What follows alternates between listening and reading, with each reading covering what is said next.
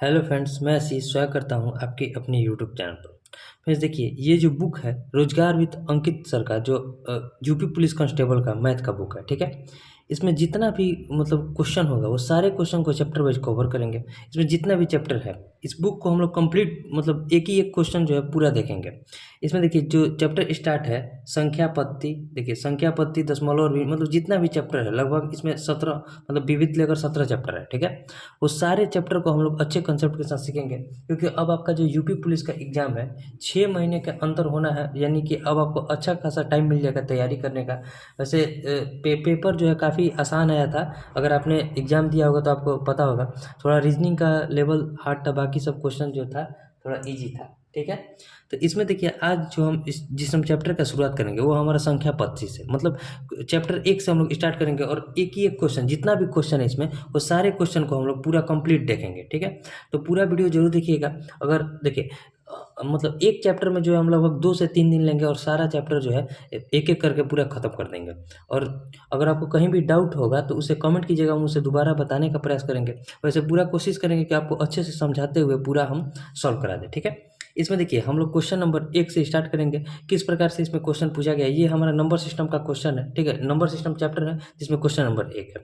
तो इसमें किस प्रकार से प्रश्न पूछे गए हैं और कैसे उन्हें सॉल्व करना है। अगर आपका देखिए अगर आपका सपोर्ट रहेगा तो हम इसका जो रीजनिंग का बुक है उसे भी सॉल्व करा देंगे, ठीक है। रीजनिंग में भी जितने चैप्टर हैं और जिस टाइप का भी क्वेश्चन दिया होगा वो सारे क्वेश्चन को हम लोग अच्छे कंसेप्ट के साथ सीखेंगे, ठीक है।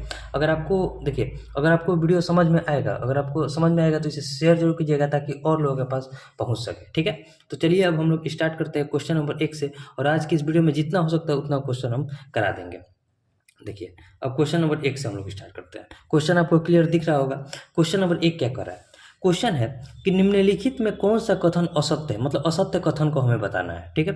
पहला है ऑप्शन ए में है दो सम संख्याओं का योग अंतर और गुणनफल सम होता है। मतलब ऑप्शन ए जो कह रहा है कि दो सम संख्याओं का योग जो होता है, मान लीजिए सम संख्या हम ले लेते हैं, एक सम संख्या को ले लेते हैं 4, एक सेकेंड, एक सम संख्या को हम ले लेते हैं 4, ठीक है, और एक सम संख्या को ले लेते हैं 2, ठीक है, 2। अब क्या कर रहा है क्वेश्चन है कि उनका योग, योग यानी कितना हो गया, 4 + 2 जोड़ेंगे तो 6, अंतर यानी कि 4 में से 2 को घटाएंगे तो कितना हो जाएगा, 2 2 हो जाएगा। और क्या है गुणनफल, गुणनफल 4 × 2 करेंगे तो कितना हो जाएगा, 4 दूनी का 8। हमेशा क्या होता है, सम होता है। दो सम संख्याओं का योग अंतर और गुणनफल सम होता है, तो एकदम सही बात है। देखिए यहाँ भी सम आया, यहाँ भी सम आया और यहाँ भी सम आया, यानी कि ऑप्शन 1 ठीक है।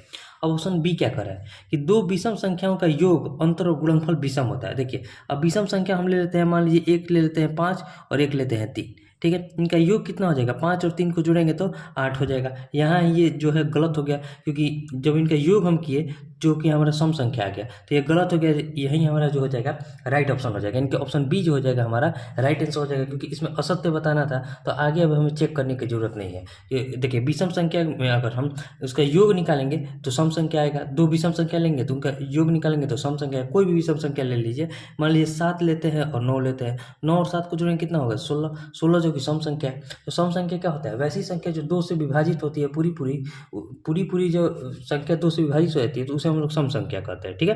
तो उम्मीद करते हैं आपको समझ में आ गया होगा। तो क्वेश्चन नंबर 1 का जो बी हो जाएगा हमारा राइट आंसर हो जाएगा, ठीक है। उम्मीद करते हैं आपको समझ में आ गया होगा। अब देखते हैं नेक्स्ट क्वेश्चन को, क्वेश्चन नंबर 2।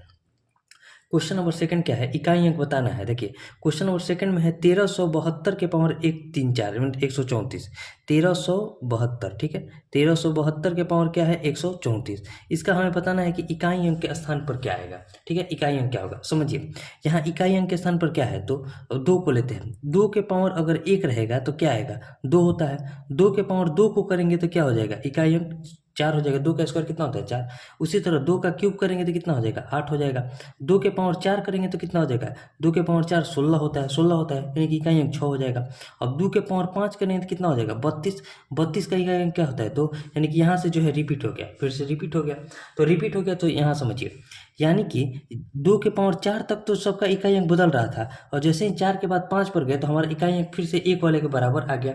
यानी कि जो 2 के पावर 1 था उसका इकाई अंक और 2 के पावर 5 का इकाई अंक बराबर आ गया, तो हमें 4 तक ही लेना पड़ेगा। अब पावर में क्या है, 134 है, तो 134 है ना। अब इस 134 को हम लोग क्या करेंगे, 134 को हम लोग क्या करेंगे, 4 से डिवाइड करेंगे, क्योंकि 4 के बाद से जो है संख्या रिपीट हो जा रही है, 4 तक के अलग अलग मान आ रहा है। यहाँ देखिए अगर 4 से विभाजित का नियम क्या कहता है कि अंतिम दो अंक हमारा 4 से कटना चाहिए। यहाँ अंतिम दो अंक 34 है, यानी कि अंतिम अगर 32 होता अंतिम दो अंक तो 4 से कट जाता, यानी कि 2 एक्स्ट्रा है। तो हमारा जो शेष बचेगा यहाँ से जो शेषफल, अब भाग देकर भी देखिएगा शेषफल जो हमारा बचेगा यहाँ 2 बचेगा, 2 हमारा शेषफल बचेगा। अब देखिए 2 जब शेषफल बचेगा और यहाँ क्या है इकाई अंक 2, तो 2 के पावर शेषफल जब 2 बचेगा तो इसका पावर हम लोग कर देंगे। तो 2 के पावर 2 का पावर क्या होता है 4, यानी कि 4 जो हो जाएगा इसका इकाई अंक हो जाएगा। 4 किस ऑप्शन में दिया है, तो एक ऑप्शन बी में दिया है, तो ऑप्शन बी जो हो जाएगा हमारा राइट आंसर हो जाएगा। ठीक है, उम्मीद करते हैं समझ में आ गया होगा। अब देखते हैं नेक्स्ट क्वेश्चन को, क्वेश्चन नंबर 3 कैसे बनेगा। क्वेश्चन है कि 18,729, ये भी इकाई अंक वाला क्वेश्चन है और बढ़िया क्वेश्चन है, देखिए समझिए। उसी तरह से बनाइएगा 18,729 है, ठीक है। इसके पावर क्या है, इसके पावर दिया हुआ है 1782 दिया है। तो ये कह रहा है कि इसका इकाई अंक क्या होगा। यहाँ इकाई अंक के स्थान पर क्या है 9, तो 9 को हम लोग पकड़ते हैं। 9 के पावर 1 कितना होता है, कहिएगा 9 होता है। 9 के पावर 2 करेंगे तो कितना होता है, तो 81 होता है। 9 के पावर 2 कितना होता है 81, एक सेकेंड रुकिए। 9 के पावर 2 कितना होता है 81 होता है। 9 के पावर 3 करेंगे तो कितना हो जाएगा, तो कहिएगा 729 होता है, 729। यानी कि यहाँ देखिए रिपीट कर गया, 9 के पावर 1 का जो मान आ रहा था इकाई अंक के स्थान पर, 9 के पावर 3 के इकाई अंक के स्थान पर भी 9 आ रहा है, यानी कि यहाँ 2 को हम लोग पकड़ेंगे। अब यहाँ देखिए 2 को जब पकड़ेंगे, यहाँ पावर में क्या है 1782 है, तो 1782 को जब हम 2 से कटाएंगे, देखिए 1782 को जब हम 2 से कटा रहे हैं तो ये पूरी संख्या कट जा रही है, पूरी संख्या कट जा रही है ना।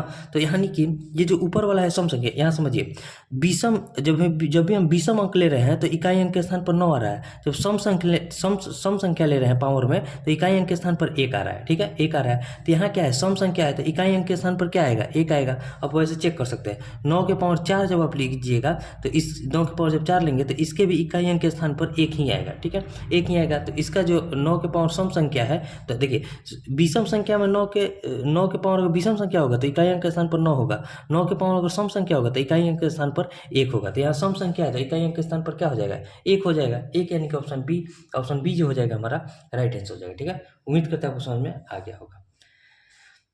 अब देखिए नेक्स्ट क्वेश्चन जो देखते हैं, क्वेश्चन नंबर 4 को देखते हैं।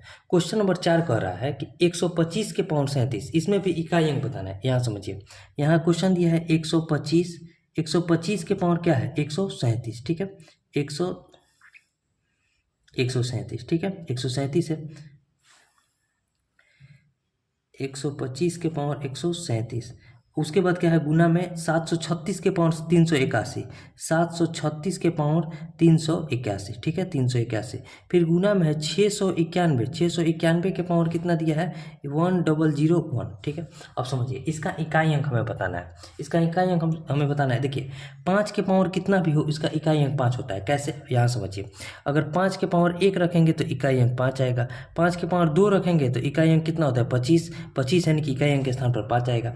उसी तरह 5 के पावर 3 भी करेंगे तो इकाई अंक क्या होगा 125, यानी कि 5 इकाई अंक के स्थान पर क्या होगा 5। और 6 का भी रूल वही कहता है, देखिए 5 के पावर कितना भी हो तो इकाई अंक के स्थान पर 5 होगा। 6 में भी सेम रूल, 6 के पावर कितना भी हो तो इकाई अंक के स्थान पर 6 होगा। आप चेक कर देख सकते हैं, 6 के पावर 1 करेंगे तो कितना हो जाएगा 6 के पावर 2 करेंगे तो कितना होता है 36, यानी कि इकाई अंक के स्थान पर 6 आ गया। 6 के पावर 3 करेंगे तो कितना होता है 216, इकाई अंक के स्थान पर क्या आ गया 6 आ गया। तो 6 के पावर भी कितना रखेंगे, यहाँ इसे हम बस केवल इकाई अंक हमें देखना है, इकाई अंक में इकाई अंक देखा जाता है, ठीक है। तो 6 के पावर कितना भी पावर हो तो इसका इकाई अंक 6 होगा।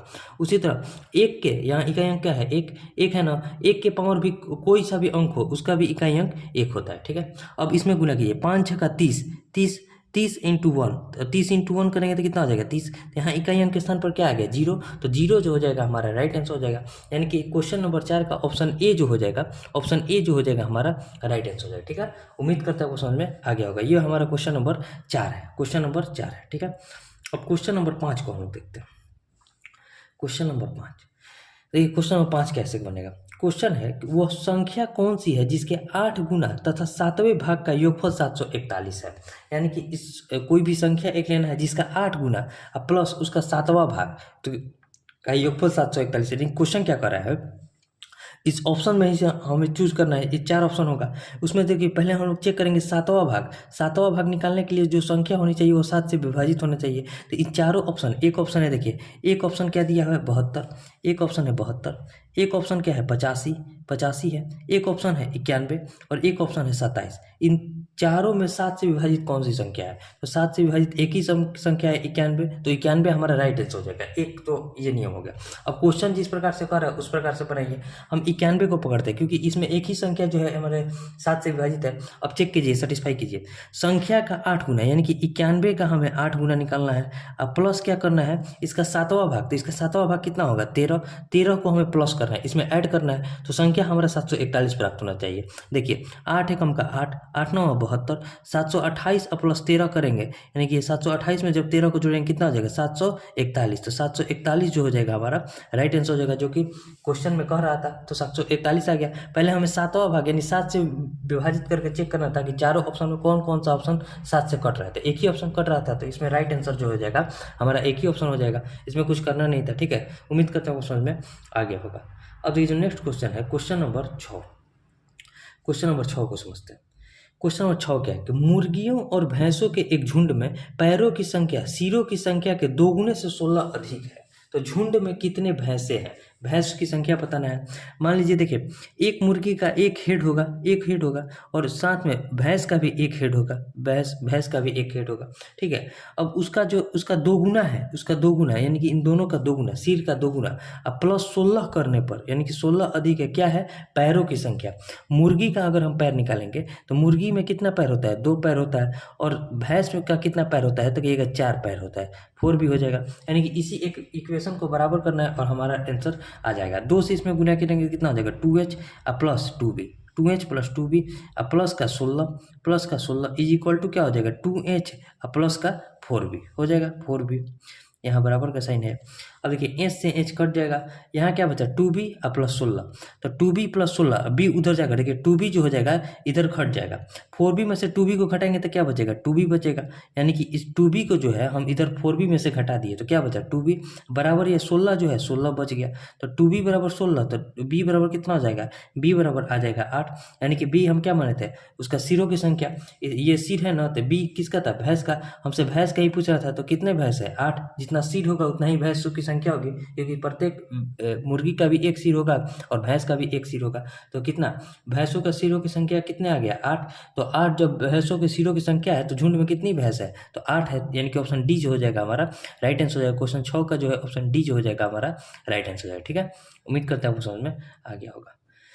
अब देखते हैं नेक्स्ट क्वेश्चन को, क्वेश्चन नंबर 7। क्वेश्चन नंबर 7 क्या है कि दो संख्याओं का योग 40 तथा अंतर 20 है, तो संख्या है। देखिए दो संख्या का योग दिया है 40 तथा अंतर दिया है 20। अब मान लीजिए संख्या को मान लेते हैं x, पहले ऑप्शन से देखिए, ऑप्शन ए में है 25 15 40 जोड़ने पर आ रहा है, और 25 में से 15, देखिए ऑप्शन से ही हम लोग इससे बना देंगे। ये तो क्वेश्चन इजी है, आप इसे आसानी से बना दीजिएगा, लेकिन अगर देखिए मान लीजिए थोड़ा टफ क्वेश्चन आता है तो ऑप्शन से इस टाइप का क्वेश्चन बनाइए, आसानी से बनेगा। देखिए जैसे ऑप्शन ए में है 25 और 15, ऑप्शन ए में क्या है 25 है और 15 है ना, 25 और 15 है, तो देखिए 25 और 15 को जोड़ेंगे तो 40 तो आ जाएगा, लेकिन 25 और 15 को माइनस करेंगे तो 25 में से 15 गया क्या बचा 10, जबकि अंतर उनका 20 होना चाहिए, तो ऑप्शन ए तो हमारा होगा नहीं।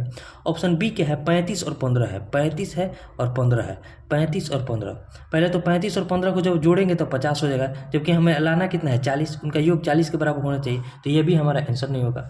अब ऑप्शन सी जो है 30 और 20 है, 30 है और 20 है, इनको जोड़ेंगे कितना हो जाएगा 50, जबकि उनका योग होना चाहिए 40, तो ये भी ऑप्शन नहीं होगा। तो बचा ऑप्शन डी, तो ऑप्शन डी जो हो जाएगा हमारा राइट आंसर हो जाएगा। चेक करके देख लीजिए, एक है 10 और एक है 30, सॉरी 30 है, देखिए 30 और 10 को जोड़ेंगे कितना हो जाएगा 40 हो जाएगा ना, और 30 और 10 के बीच अंतर कितना है 20, यानी कि ये सेटिस्फाई कर गया क्वेश्चन के अकॉर्डिंग, तो हमारा ऑप्शन डी जो हो जाएगा राइट आंसर हो जाएगा। तो ऑप्शन डी यानी कि 7 का क्या हो जाएगा, ऑप्शन डी जो हो जाएगा हमारा राइट आंसर है। ठीक है, उम्मीद करते हैं क्वेश्चन में आ गया होगा।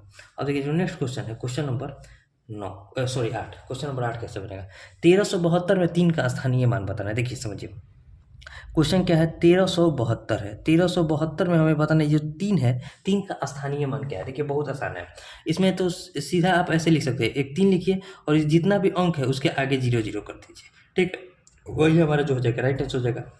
नहीं तो देखिए, जैसे आप पढ़ते हैं इकाई, ये इकाई का स्थान होता है, दहाई का, ये सैकड़ा का, तो इकाई दहाई सैकड़ा, यानी कि ये कितना है 300, तो 300 जो हो जाएगा, या फिर जितना अंक 3 के बाद जितना भी अंक है उस पर 0 0 बैठाते जाइए, वहीं 3 का जो है स्थान हो जाएगा। तो 300 इसमें कौन सा ऑप्शन है, तो ऑप्शन नंबर सी है, तो ऑप्शन सी जो हो जाएगा हमारा राइट आंसर हो जाएगा। ठीक है, उम्मीद करते हैं आपको समझ में आ गया होगा।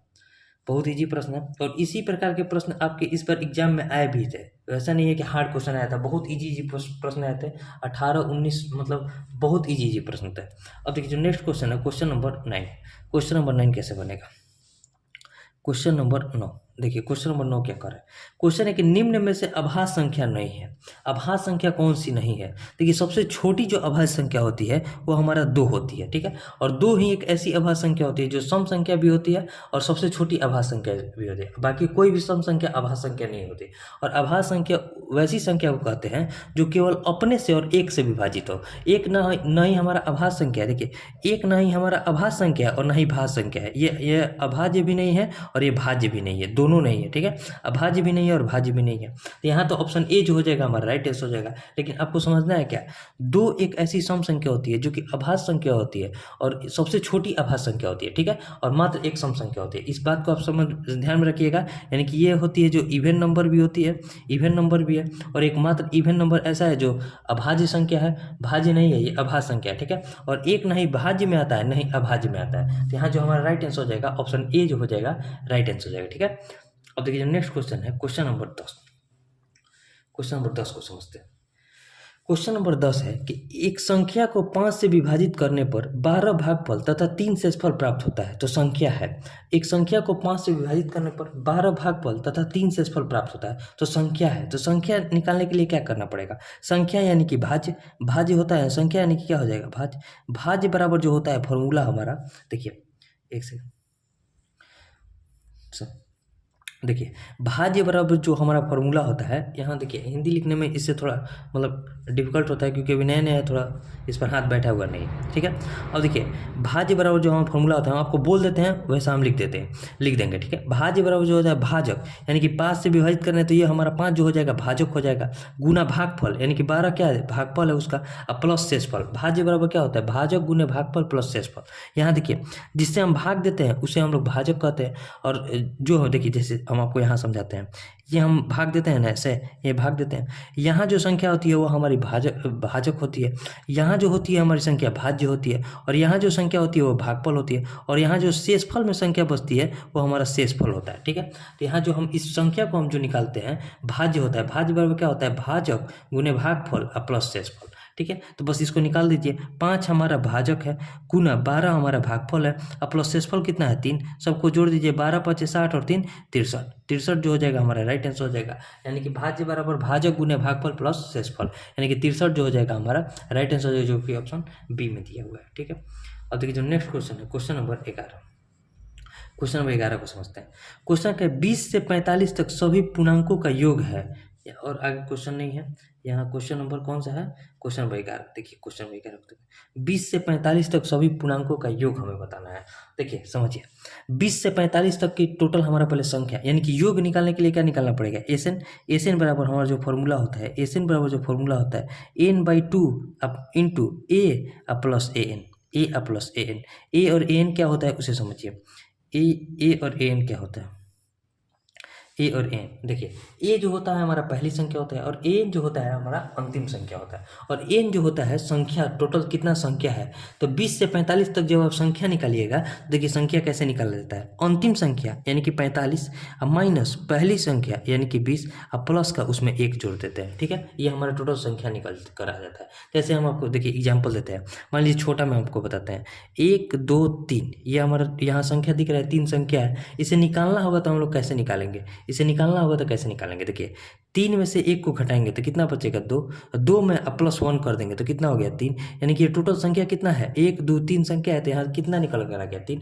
उसी तरह हमें 20 से 45 तक पहले संख्या निकालने के लिए क्या करना पड़ेगा, अंतिम संख्या में से पहली संख्या को घटाना पड़ेगा और +1 करना पड़ेगा। तो 45 में से 20 गया कितना बचा 25, 25 में 1 को जोड़ेंगे कितना हो जाएगा 26, यानी कि टोटल संख्या हमें प्राप्त हो गया 26। उसमें 2 से भाग देना है, पहली संख्या इसमें क्या दिया हुआ है 20, यानी कि 20 से 45 तक निकालना है, तो पहली संख्या 20 है और अंतिम संख्या कितना है तो 45 है। बस निकाल दीजिए, आंसर आपका आ जाएगा। इसको कटाएंगे तो कितना हो जाएगा 13, यानी कि 13 गुना क्या करना पड़ेगा, 13 में हमें गुना करने का गुना करना पड़ेगा। 45 और 20 कितना होता है 65 से, तो 45 और 20 65 से गुना कीजिए। 13 पंजे 65, हाथ में लगा 6, 13 78, 78 और 6 कितना होता है 84, तो 845 जो हो जाएगा इसका राइट आंसर हो जाएगा। 845 कहाँ दिया हुआ है देखिए, 11 का जो है ऑप्शन 11 का जो हो जाएगा 845, यानी कि ऑप्शन ए जो हो जाएगा हमारा राइट आंसर हो जाएगा। ठीक है, उम्मीद करता हूँ समझ में आ गया होगा। अब देखिए जो नेक्स्ट क्वेश्चन है, क्वेश्चन नंबर हमारा जो हो जाएगा 12। क्वेश्चन नंबर 12 कैसे बनेगा, क्वेश्चन नंबर 12 कह रहा है कि 43/8 निम्न में किन दो पूर्णांकों के बीच में होगा।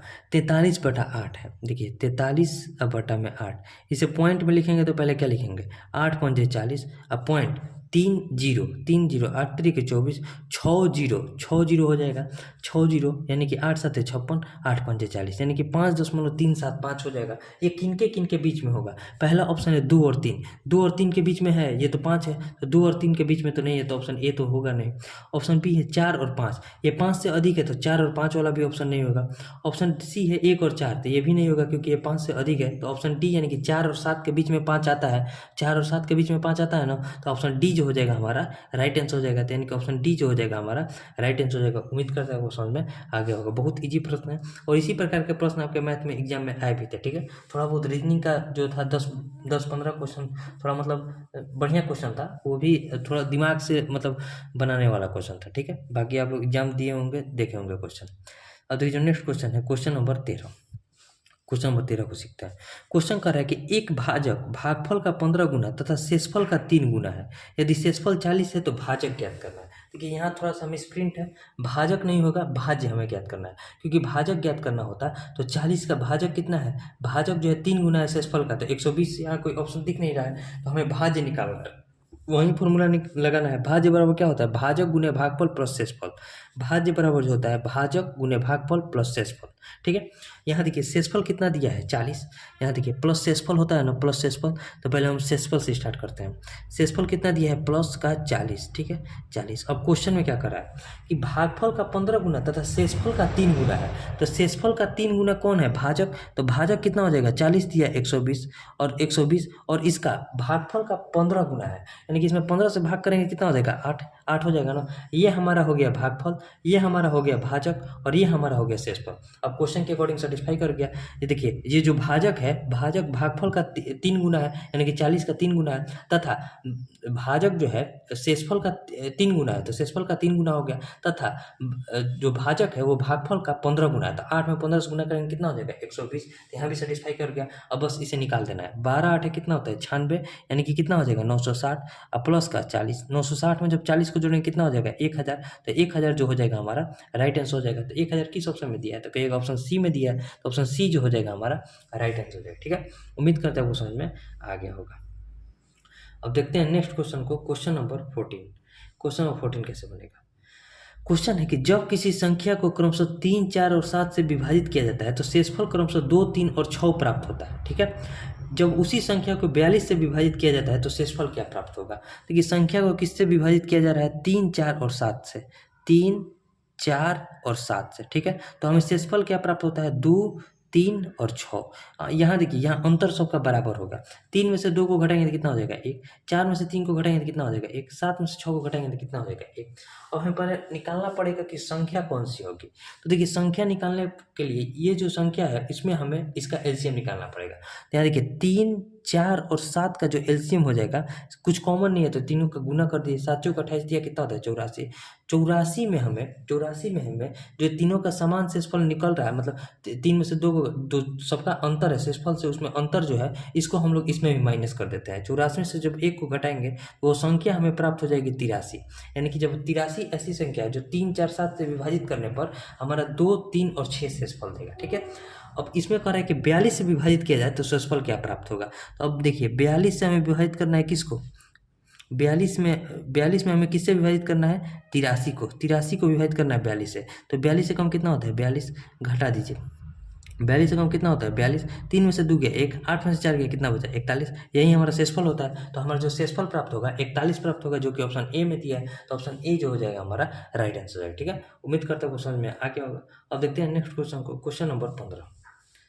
क्वेश्चन नंबर 15 कैसे बनेगा, क्वेश्चन 15 है कि निम्न में कौन सी संख्या जो है पूर्ण वर्ग नहीं है। अब यहाँ क्वेश्चन समझिए, हम आपको समझाते हैं।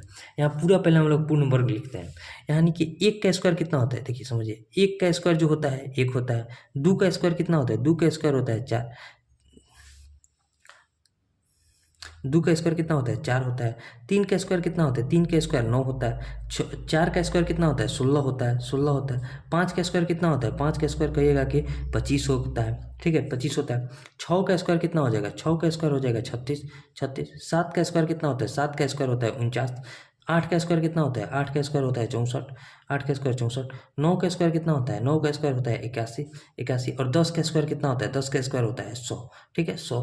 अब यहाँ समझिए, यानी कि सबके यहाँ यहाँ इकाई अंक के स्थान पर देखिए, यानी कि ऑप्शन ए में जो है इकाई अंक के स्थान पर 1 है, ऑप्शन बी में इकाई अंक के स्थान पर 6 है, ऑप्शन सी में इकाई अंक के स्थान पर 1 है, और ऑप्शन डी के इकाई अंक के स्थान पर 3 है। और किसी का वर्ग कर रहे हैं तो यहाँ कहीं भी संख्या में 3 दिख रहा है इकाई अंक के स्थान पर। इकाई अंक क्या होता है, ये हमारा इकाई अंक है, ये हमारा इकाई अंक है, ये हमारा इकाई अंक है, ये हमारा इकाई अंक है, ये हमारा इकाई अंक है, ये हमारा इकाई अंक है।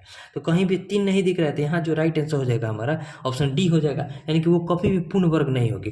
बाकी देखिए 6 भी दिख रहा है इकाई अंक के स्थान पर तो 6 हो सकता है, 1 दिख रहा है तो 1 हो सकता है, 1 दिख रहा है तो 1 हो सकता है। देखिए कौन कौन सी संख्या अगर इकाई अंक के स्थान पर जो है कौन कौन सी ऐसी संख्या होगी जो जिसका पूर्ण वर्ग कभी नहीं होगा। देखिए समझिए, उसका जो हम वर्गमूल निकालेंगे तो वर्गमूल मतलब पूर्ण वर्ग नहीं होगा। देखिए कौन कौन सी संख्या होगी, कहीं भी यहाँ देखिए 2 दिख रहा है, 2 एक 2 हो जाएगा, 3 हो जाएगा, 3 हो जाएगा, और देखिए यहाँ 4 दिया है, 5 भी दिया है, 6 भी दिया है, 7 दिख रहा है, 7 7 7 होगा। किसी भी संख्या के अंत में 2 3 7 और कौन सा, देखिए 2 3 7 और कहीं 8 दिख रहा है, 8, देखिए यहाँ 8 कहीं दिख रहा है तो 8, 2 3 7 और 8, ऐसी 4 संख्या है 1 से लेकर 9 तक में, 1 से लेकर मतलब 0 से लेकर 9 तक में ऐसी 4 संख्या 2 3 7 और 8 ऐसी संख्या है जिसके अगर इकाई अंक के स्थान पर ये है तो उसका पूर्ण वर्ग कभी नहीं होगा। जहाँ 3 मौजूद है यानी कि ऑप्शन डी जो हो जाएगा हमारा राइट आंसर है, ठीक है। उम्मीद करते हैं क्वेश्चन में आ गया होगा। अब देखते हैं नेक्स्ट क्वेश्चन को, क्वेश्चन नंबर 16। क्वेश्चन नंबर 16 कैसे बनेगा, क्वेश्चन नंबर 16 है कि दो संख्याओं का योगफल 11 और उनके वर्गों का योगफल 65 है तो उनका गुणनफल क्या होगा। समझिए, दो संख्या को हम मान लेते हैं, संख्या है x और y, मान लीजिए एक संख्या है x और एक संख्या है y, उनके योगफल कितना दिया है 11, और उनके वर्गों का योगफल यानी कि x square plus y square बराबर कितना है 65 है। अब देखिए समझिए, या तो आप थोड़ा सा दिमाग लगाइए, थोड़ा सा अगर हम दिमाग लगाएंगे तो पहले वर्ग निकालेंगे, यानी कि यहाँ अगर हम 49 रखते हैं और यहाँ हम 16 रखते हैं तो जोड़ने पर 65 आ जाएगा ना।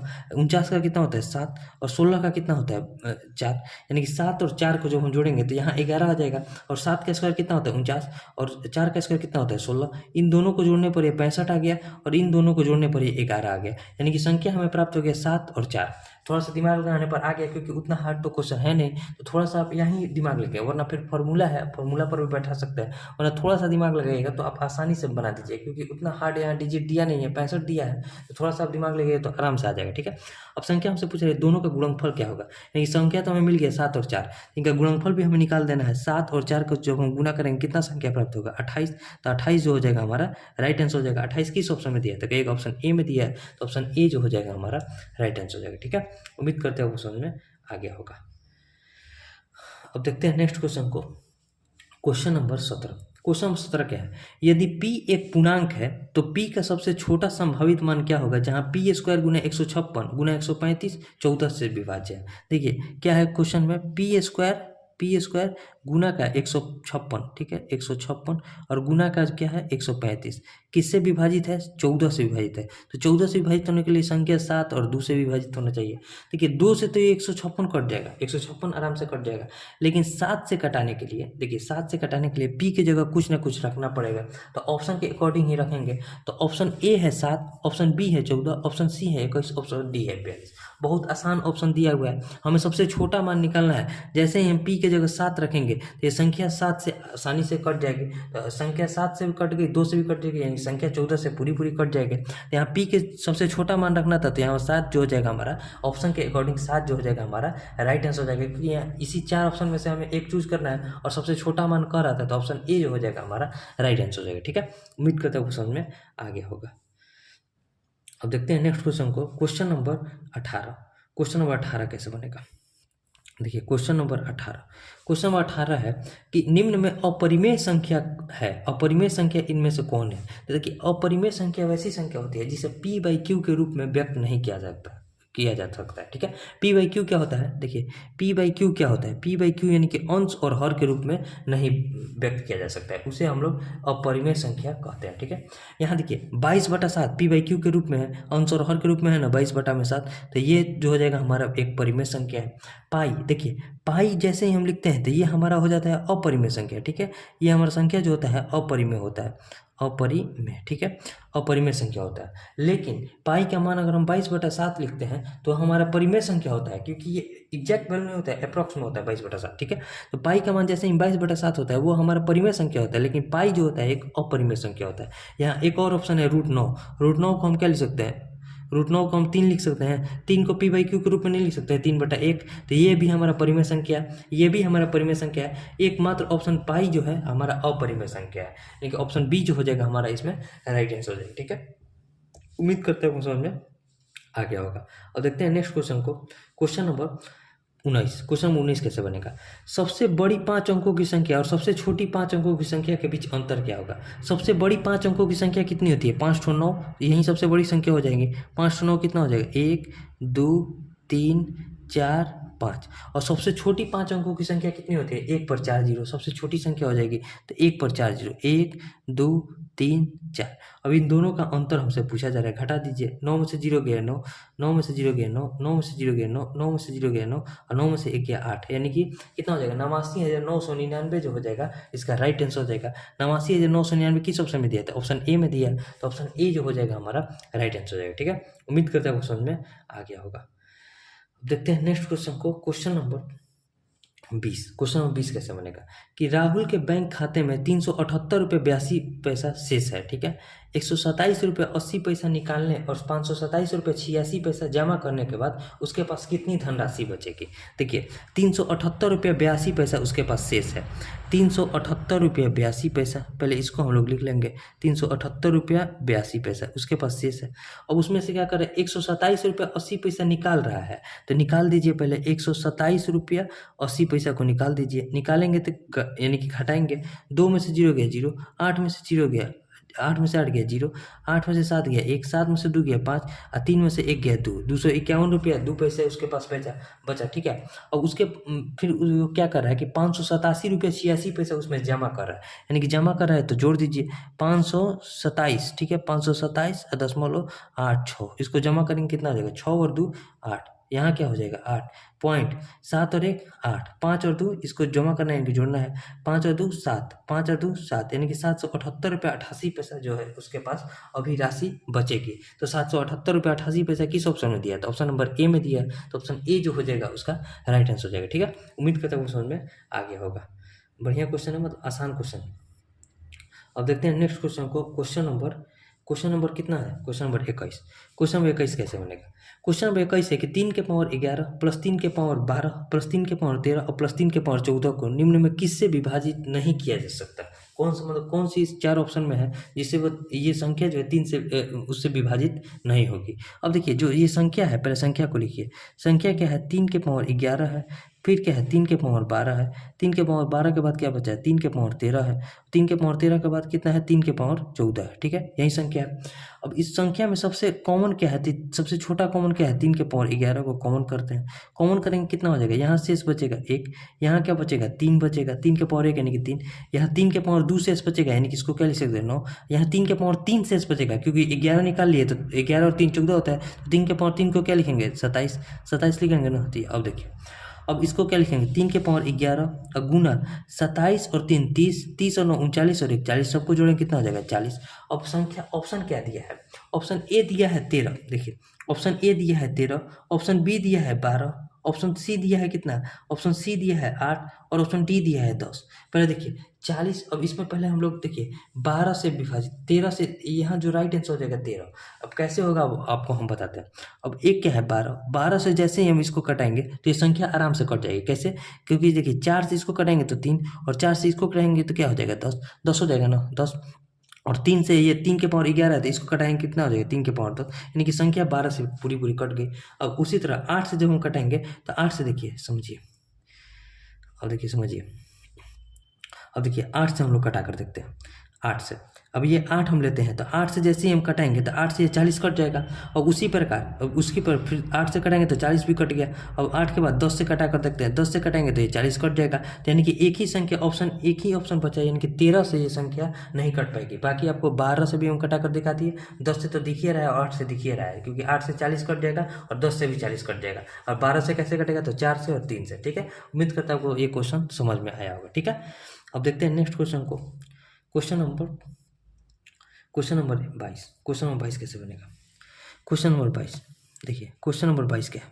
क्वेश्चन है कि वह छोटी से छोटी संख्या जिसे 4, 5, 9 से विभाजित करने पर प्रत्येक बार शेषफल 2 प्राप्त होता है। प्रत्येक बार शेषफल 2 प्राप्त करना है, वो छोटी से छोटी संख्या यानी कि एलसीएम निकालना है। देखिए 4, 5 और 9, जैसे ही छोटी से छोटी संख्या बोलता है उसका एलसीएम निकालना होता है। बड़ी से बड़ी संख्या बोलेगा तो उसका एचसीएफ निकालना होता है। ठीक है, इसका एलसीएम कितना हो जाएगा? इसका एलसीएम देखिए, इसमें कोई भी कॉमन नहीं है तो इन सबका गुना हो जाएगा। 9 5 45 होगी, कितना होता है 180, यानी कि इनका जो एलसीएम मिलेगा हमें 180 मिलेगा। तो 180 वो छोटी से छोटी संख्या होगी जो 4 से विभाजित होगी, 5 से विभाजित होगी और 9 से विभाजित होगी। लेकिन क्वेश्चन में क्या कर रहा है कि 2 उसका शेषफल भी बचाना है, 2 शेषफल बचाना है, तो 180 में 2 को जोड़ दीजिए, कितना हो जाएगा 182 जो हो जाएगा राइट आंसर हो जाएगा। 182 किस ऑप्शन में दिया था? ऑप्शन बी में दिया है, तो ऑप्शन बी जो हो जाएगा हमारा राइट आंसर हो जाएगा। ठीक है, उम्मीद करते हैं क्वेश्चन में आ गया होगा। अब देखते हैं नेक्स्ट क्वेश्चन को, क्वेश्चन नंबर 23। क्वेश्चन नंबर 23 कैसे बनेगा? क्वेश्चन है कि 758, 883 और 1383 को किस बड़ी से बड़ी संख्या से विभाजित करने पर प्रत्येक बार शेषफल 8 प्राप्त होता है। हमें शेषफल 8 प्राप्त करना है और संख्या क्या है? 758 है। देखिए 758 है, 758 है, और क्या है 758 के बाद 883 है, 883 है, 883 के बाद क्या है 1383 है। अब देखिए प्रत्येक बार शेषफल 8 प्राप्त होना चाहिए, वो बड़ी से बड़ी संख्या निकालना है। अगर हम उस जो शेषफल 8 प्राप्त हो रहा है उसे हम अगर हम हटा देंगे तो इन सब का एचसीएफ जो हो जाएगा हमारा राइट आंसर हो जाएगा, क्योंकि वो संख्या जो है पूरी पूरी काट देगी। जब इनमें से 8 की कमी कर दे तो जो शेषफल प्राप्त हो रहा है अगर हम उसे ही हटा देंगे तो वो संख्या हमारी पूरी पूरी कट जाएगी। तो शेषफल को हम लोग माइनस कर देते हैं, इसमें से भी 8 को माइनस कर देते हैं, इसमें से भी 8 को माइनस कर देते हैं और इसमें से भी 8 को माइनस कर देते हैं। ठीक है, और देखिए 758 में से 8 को घटाएंगे कितना हो जाएगा 750 हो जाएगा, 750 हो जाएगा। 883 में से 8 को घटाएंगे तो 75 और 83 होता है, यानी कि 875 हो जाएगा। और यहाँ देखिए 83 में से 8 को घटाएंगे कितना हो जाएगा 75, 1375 हो जाएगा। अब देखिए इन सबका हमें बड़ी से बड़ी संख्या कह रहा है ना यहाँ पर, तो हमें इसका एचसीएफ निकालना पड़ेगा। तो एचसीएफ निकालने के लिए क्या करना पड़ेगा? देखिए इसका शॉर्ट ट्रिक बताते हैं। इसमें से इसको माइनस कीजिए और इसमें से इसको माइनस कीजिए, यानी कि 875 में से 750 को माइनस करेंगे क्या बचेगा? 5 में से 0 गया 5, 7 में से 5 गया 2 और यहाँ 8 में से 7 गया 1। ठीक है, यहाँ देखिए इसमें से इसको माइनस कीजिए, 5 में से 5 गया 0, 7 में से 7 गया 0, 13 में से 8 गया 5। अब देखिए 125 जो है 500 को काट देगा ना, 4 से काट देगा, 125 चूँकि 500 होता है, यानी कि एचसीएफ जो हमारा प्राप्त हो गया बड़ी से बड़ी संख्या क्या प्राप्त हो गया 125। 125 एक ऐसी संख्या होगी जो 750 को भी काटेगी, 875 को भी काटेगी और 1375 को भी काटेगी। ये सबसे बड़ी संख्या होगी जो कि 750, 875 और 1375 तीनों को काटेगी। और सब में से हम जब 8 को माइनस किए हैं, इसमें जब 8 को माइनस जो प्लस कर देंगे, देखिए 750 को काटेगी तो 758 को जब काटेगी तो 8 शेष बच जाएगा, 883 को काटेगी तो 8 शेष बचेगा और 1383 को जब काटेगी तो 8 शेष बचेगा, यानी कि वो संख्या क्या प्राप्त होगी हमारे पास 125 प्राप्त होगी, जो कि ऑप्शन सी में है। तो ऑप्शन सी जो हो जाएगा हमारा राइट आंसर हो जाएगा। ठीक है, उम्मीद करते हैं वो समझ में आ गया होगा। अब देखते हैं नेक्स्ट क्वेश्चन को, क्वेश्चन नंबर कौन सा है? Question number 24। क्वेश्चन क्या है कि 127 में कौन सी संख्या जोड़ दी जाए कि इसके अंकों के स्थान आपस में परिवर्तित हो जाए। यानी कि 127 को हमें क्या बनाना पड़ेगा, आपस में अंक कैसे बनेंगे, जब इसे हम लोग 721 बना देंगे। यानी कि इन दोनों का अंतर ही हमसे पूछा जा रहा है। देखिए पलट दिए, देखिए ये जो है आपस में परिवर्तित होगी ना, 721 होगी तो इसको जब हम लोग पलट दिए तो इसका अंतर कितना हो जाएगा, इसका अंतर कितना हो जाएगा 11 में से 7 गया कितना बचा 4, इसको हम लोग माइनस करेंगे। माइनस मतलब क्या, बड़ा में से छोटा को, अंतर क्या होता है बड़ा में से छोटा को घटाना। माइनस का ये मतलब नहीं है कि माइनस में राइट आंसर हो जाएगा, नहीं, अंतर मतलब बड़ा में से छोटा को घटाना। 11 में से 7 को घटाएंगे तो कितना हो जाएगा 4, यहाँ क्या हो जाएगा 11, 11 में से 2 को घटाएंगे तो कितना हो जाएगा 9, यहाँ 6 में से 1 को घटाएंगे कितना हो जाएगा 5। यानी कि 127 में जब हम 594 को जोड़ेंगे तो हमारी संख्या आपस में परिवर्तित हो जाएगी। ठीक है, तो 594 किस ऑप्शन में है, तो ऑप्शन नंबर सी में दिया है, तो ऑप्शन सी जो हो जाएगा हमारा राइट आंसर हो जाएगा। ठीक है, उम्मीद करता है ऑप्शन में आगे होगा, बहुत ईजी प्रश्न है। और देखिए नेक्स्ट क्वेश्चन जो है क्वेश्चन नंबर 25। क्वेश्चन नंबर 25 है कि दो संख्याओं का गुणनफल 108 है और उनका योग 24 है, तो उन दोनों संख्याओं के बीच का अंतर क्या है। देखिए इसमें भी आपको थोड़ा दिमाग लगाना है। मान संख्या क्या है, ए है, उनका गुणनफल कितना दिया है, 108 दिया है, ठीक है, 108 दिया है, और उनका योग कितना दिया है, उनका योग दिया है 24। अब इसमें भी थोड़ा दिमाग लगाइए, थोड़ा दिमाग लगाइए, थोड़ा दिमाग लगाएंगे तो क्या करेंगे, वैसी संख्या हमें लिखना है जिसका गुणनफल 108 हो और योगफल 24 हो। आप गुणनखंड विधि से भी जब क्वेश्चन को बनाइएगा तो उसमें भी आपको थोड़ा बहुत दिमाग लगाना पड़ता है। जैसे देखिए यहाँ जो हम लोग लिखेंगे, एक लिखेंगे 18 और एक लिखेंगे 6। जब हम 18 और 6 को जोड़ेंगे तो कितना हो जाएगा, 24। और जब हम 18 में 6 से गुना करेंगे तो संख्या क्या प्राप्त हो गया, 108। यानी कि हमारा जो संख्या प्राप्त हो गया, ए का मान 18 और बी का मान 6 प्राप्त हो गया, ठीक है। तो हमें उनका अंतर बताना है, तो बस 18 संख्या प्राप्त, 18 और 6 प्राप्त हो गया, तो 18 में से 6 को घटाएंगे तो क्या हो जाएगा, 12। यानी कि उन दोनों संख्याओं के बीच का अंतर कितना हो जाएगा, 12। 12 यानी कि ऑप्शन सी हो जाएगा। अगर मान लीजिए आपका दिमाग काम नहीं किया तो फॉर्मूला होता है, फॉर्मूला से भी बना सकते हैं। आप कहिएगा तो फॉर्मूला वाला भी बता देंगे। वैसे आप थोड़ा सा दिमाग लगेगा तो आप उतना हार्ड क्वेश्चन तो है नहीं, अगर थोड़ा सा भी आप दिमाग लगेगा तो आपसे ये क्वेश्चन आसानी से बन जाएगा, ठीक है। अब देखिए नेक्स्ट क्वेश्चन है क्वेश्चन नंबर 26। क्वेश्चन नंबर 26 कैसे बनेगा, क्वेश्चन नंबर 26 क्या है, क्वेश्चन नंबर 26 एक 50 तक सभी प्राकृतिक संख्या लिखने के लिए कितने अंकों की आवश्यकता होगी। मतलब समझिए, मान लीजिए अगर हम 100 लिख रहे हैं, 100 में कितना अंक है, 1 2 3। अगर हम मान लीजिए 1000 लिख दिए, 1000, तो इसमें कितना अंक है, 1 2 3 4। उस प्रकार से हम इसमें कह रहा है, उस प्रकार से कह रहा है कि 50 तक जब हम संख्या लिखेंगे तो उसमें कितना संख्या होगा। तो देखिए समझिए, हम आपको समझाते हैं। देखिए यहाँ तो इसको समझ लिए, अब देखिए समझिए, यहाँ जो 50 तक सभी प्राकृतिक संख्या को लिखने के लिए कितने अंकों की आवश्यकता होगी। पहले देखिए 1 से लेकर जब हम 9 तक लिखेंगे तो हमारा टोटल संख्या कितना प्राप्त होगा, 9 प्राप्त होगा। एक संख्या क्या लिखेंगे, यहाँ टोटल संख्या प्राप्त हो गया 9। एक संख्या हम लिखेंगे 10, 10 में कितना संख्या है, 10 में 1 और 1 2 संख्या है, तो 2 हो गया। अब देखिए 11 का पूरा लिखेंगे, 11 से लेकर 20 तक।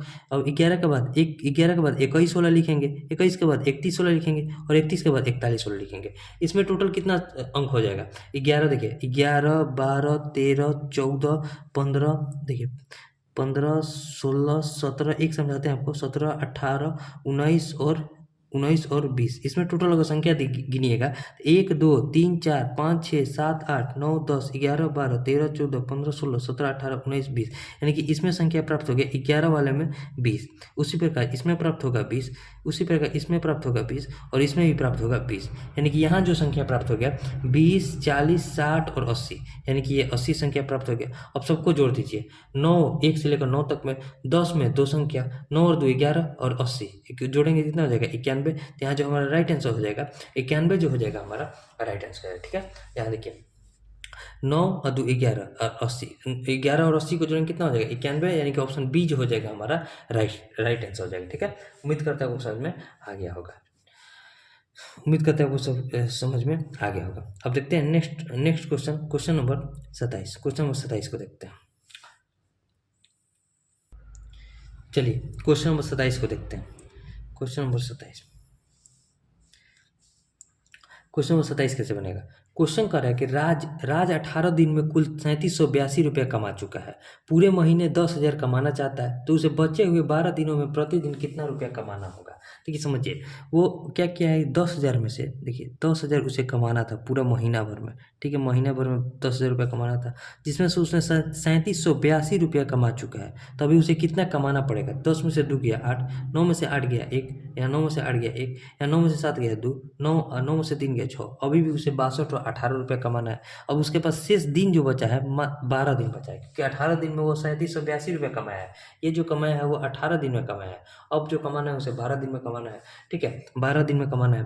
तो देखिए यहाँ दिया है बचे हुए 12 दिन में कितना कमाएगा, अब बस इसमें भाग दीजिए, 12 पंजे 60, 12 पंजे 60, बस का 5 से कटाते ही आंसर आ गया ऑप्शन डी, क्योंकि यहाँ जो है 5 से और कोई भी ऑप्शन नहीं है, ठीक है। तो 12 पंजे 60, 2 1 12 1 12, 9 8 12 8 96, यानी कि 518.16 जो हो जाएगा, इतना रुपये उसे पर डे कमाना पड़ेगा। बाकी बचे हुए दिन में जो है प्रत्येक दिन 518 रुपये 16 पैसे उसे कमाना पड़ेगा, तब जाकर पूरा महीना वो 10,000 रुपया कमा पाएगा, ठीक है।